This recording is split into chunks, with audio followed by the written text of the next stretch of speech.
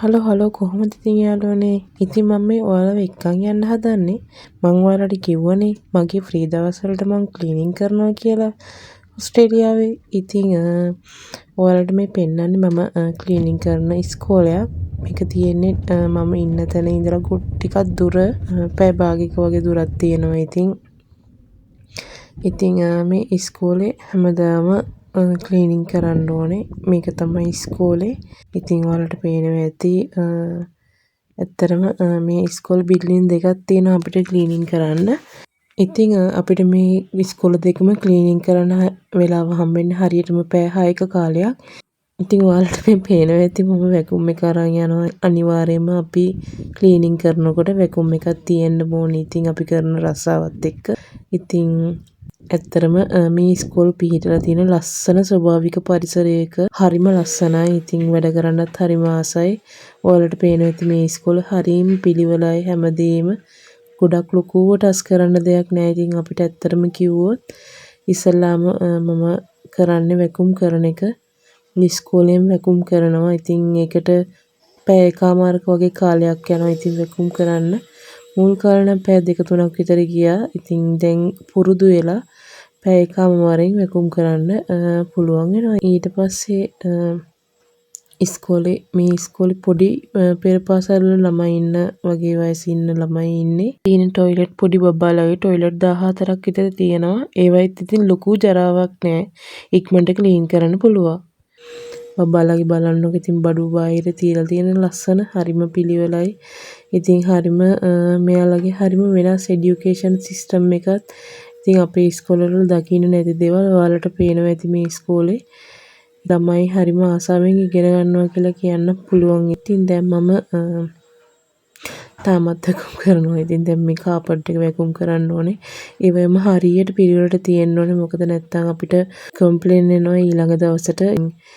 ඒව හරියට පිළිවෙලට බලලා ඉතින් වැඩ ටික කරන්න. එහෙම කරොත් තමයි අපිට මේ රස්සාව දීර්ඝ කාලිනව කරගෙන යන්න පුළුවන්. මොකද රස්සාවල නැතුව ගොඩක් අය ඉන්නවා. ඉතින් හරියට මේ රස්සාව කරේ නැත්තම් අනිවාර්යයෙන්ම මේ රස්සාව වෙන කෙනෙක්ට යන්න පුළුවන්. ඉතින් එතකොට ඉතින් අපිටත් හරිම අමාරුයි තව රස්සාවක් හොයාගන්න. ඔයාලට පේනවා ඇති ඉස්කෝලේ තියෙන පිළිවෙලකම ඇත්තරම හරිම ලස්සන ඉස්කෝලයක්. ඇතුළේ හරිම පිළිවෙලයි.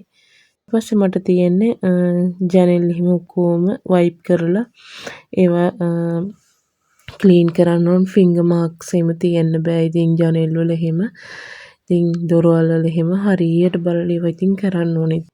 ඉතින් මං හිතනවා මේ රස්සාව මගේ ජීවිතේ මම පොළොවේ පය ගහලා ජීවත් වෙන මිනිස්සෙක් විදියට මාවපත් කරා කියලා. ඇත්තටම ක්ලීනින් කියන රස්සාව ඉතින් මම හරියට ගරු කරනවා මේ රස්සාවට. ඉතින් මම මුල් කාලේ ආව කාලේ මට මාස 6ක් විතර යනකම් කිසිම රස්සාවක් ලැබුණේ නැහැ. ඉතින් දැන් මම කට්ටිය හඳුරගෙන ඉතින් ඒ කට්ටියගේ මාර්ගෙන් මට රැකියාවල් ඇත්තටම සෙට් වෙනවා. ඉතින් මම ඒව ආසාවෙන් කරනවා. ක්ලීනින් කියන රස්සාවට මෙහි හරිම ඩිමාන්ඩ්. මිනිස්සු හොඳට සලකනවා. කවදාවත් පහත් කරලා කතා කරන්නේ නැහැ. ඔයා ක්ලීනින් කරන්න කියන එක. ඇත්තටම හරිම සතුටුයි මේ රටවල් වල මිනිස්සු කවදාවත් ඔයා ડોක්ටර් කෙනෙක්, ඔයා ඉංජිනේර කෙනෙක්, ඔයා ක්ලීනින් කරත් තුන් දෙනාටම සලකන්නේ එකම විදියට. ඔටම තියෙන එකම නීති. මං හිතනවා ඒකත් එක හේතුවක් කියලා මේ රටවල් මේ තරම් දියුණු වෙන්න. ඉතින් මහන්සි වෙන තරමට හොඳට ගෙවීම් කරන රස්සාවක් තමයි මේ ක්ලීනින් කියන රැකියාව.